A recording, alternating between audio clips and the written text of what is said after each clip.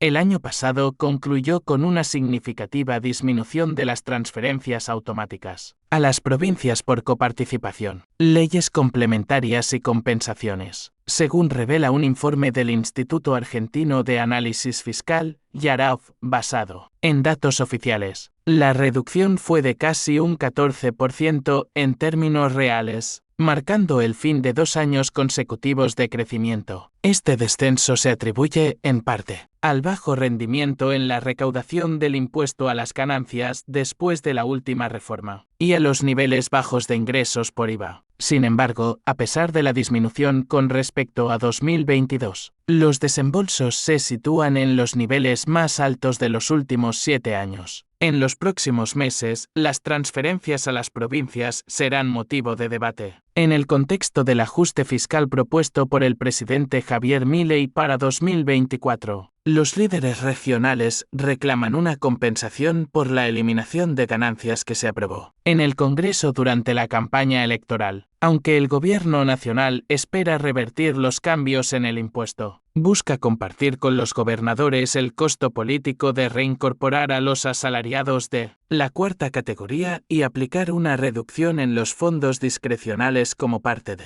la estrategia para alcanzar el déficit cero. Según el informe del IARAF, las transferencias automáticas agregadas totalizaron 13,110 millones en 2023 en comparación con los $6 del año anterior, aunque la variación nominal fue del 100%. Ajustando por inflación, se observa una caída real del 14% en el mismo periodo. En términos de coparticipación, los giros acumularon $13,0 millones, en contraste con los 5,918 millones en 2022, resultando en una disminución real del 3%, según el análisis de la institución dirigida por Nadine Argañarás.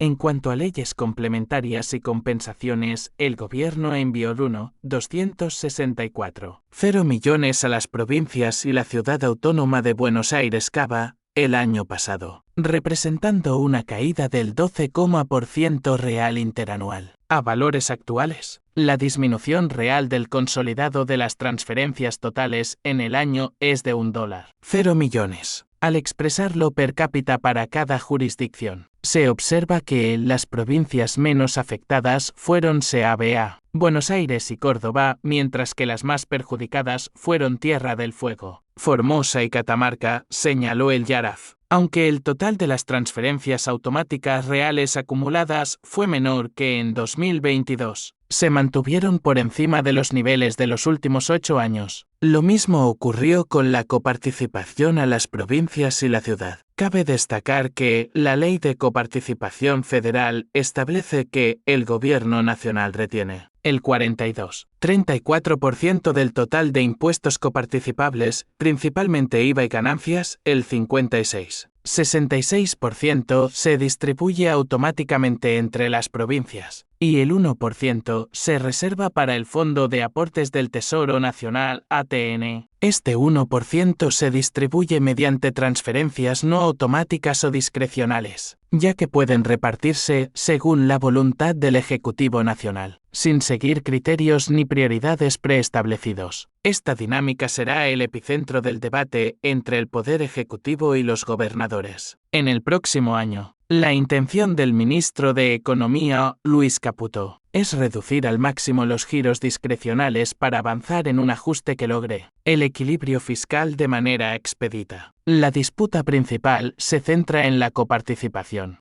especialmente por el impacto en las cuentas provinciales de aproximadamente 800,000 contribuyentes que quedaron exentos de ganancias tras la última reforma. Como compensación, los líderes regionales solicitaron compartir la recaudación del impuesto al cheque, una concesión que el presidente no está dispuesto a hacer. En La Libertad Avanza, esperan que la reversión funcione como una moneda de cambio con los gobernadores para obtener apoyo en las votaciones sobre el proyecto de ley Omnibus y el DNU que busca desregular la economía local. aunque el proyecto para volver a gravar a los asalariados formales de mayores ingresos con ganancias aún no se ha presentado en el Parlamento. Se espera que avance a medida que progresen las negociaciones lideradas por el ministro del Interior, Guillermo Francos. La reversión de ganancias contribuiría con un 0,% del PBI y al Tesoro Nacional. Según los cálculos del Palacio de Hacienda, los gobernadores estiman un costo fiscal del 2,9 billones,